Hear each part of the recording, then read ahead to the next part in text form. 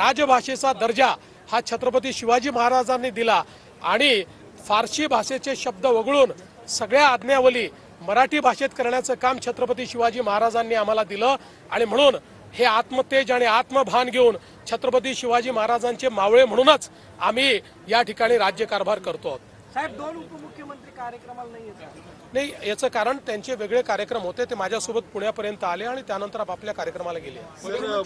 सध्या छावा सिनेमाचा फार जोर दिसतोय. मागणी होते की हा सिनेमा टॅक्स फ्री करावा. राज्य सरकार त्या बाबतीत काही विचार करेल का? मला अतिशय आनंद एका गोष्टीचा आहे की छत्रपती संभाजी महाराज ज्यांचं शौर्य, ज्यांची वीरता आणि ज्यांची विद्वत्ता ही प्रचंड होती, पण इतिहासाने त्यांच्यावर मोठा अन्याय केला.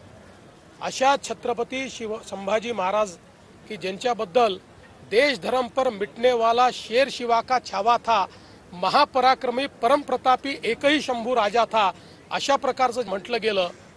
त्यांच्यावर अतिशय चांगला, आणि मी स्वतः अजून बघायचं आहे, पण मला ज्या ज्या लोकांनी बघितलं त्यांनी सांगितलं की इतिहासाशी कुठलीही प्रतारणा न करता ऐतिहासिक अशा प्रकारचा हा सिनेमा तयार झालेला आहे. त्याबद्दल पहिल्यांदा मी सिनेमाचे निर्माते, सिनेमाचे निर्देशक आणि त्यातले प्रमुख ज्यांनी रोल केला आहे ते विकी कौशल यांचं मनापासून अभिनंदन करतो. मोठ्या प्रमाणात ही मागणी होते की हा सिनेमा टॅक्स फ्री करा, पण मी आपल्या माध्यमातून महाराष्ट्रातल्या जनतेला सांगू इच्छितो की इतर राज्य ज्यावेळेस टॅक्स फ्री करतात त्यावेळेस जो करमणूक कर आहे तो एंटरटेनमेंट टॅक्स त्या ठिकाणी माफ करत असतात. महाराष्ट्राने 2017 सालीच निर्णय घेतला आणि महाराष्ट्रामध्ये करमणूक कर हा आपण नेहमी करता रद्द केलेला आहे. त्यामुळे आपल्याकडे करमणूक कर नाही आणि म्हणून अशा प्रकारची माफी देण्याकरता तो करच आपल्याकडे नाही आहे.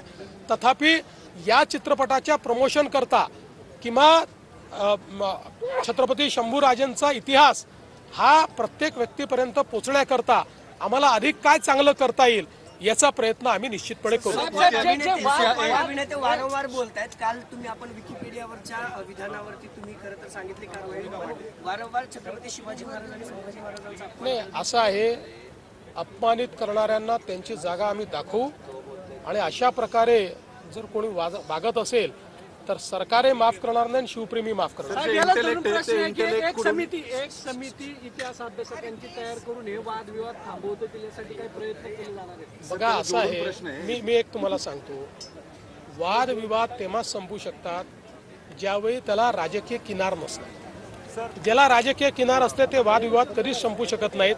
तथापि मला असं वाटतं की यापूर्वी देखील आपण अनेक समित्या तयार केल्या आहेत, त्यांनी काही रिकमेंडेशन दिले आहेत, त्याच्यावर सरकारने निर्णय देखील घेतले आहेत. चला. तर छत्रपती संभाजी महाराजांवर अतिशय चांगला चित्रपट आलेला आहे. महाराष्ट्रामध्ये करमणूक कर यापूर्वीच रद्द करण्यात आल्याची माहिती फडणवीसांनी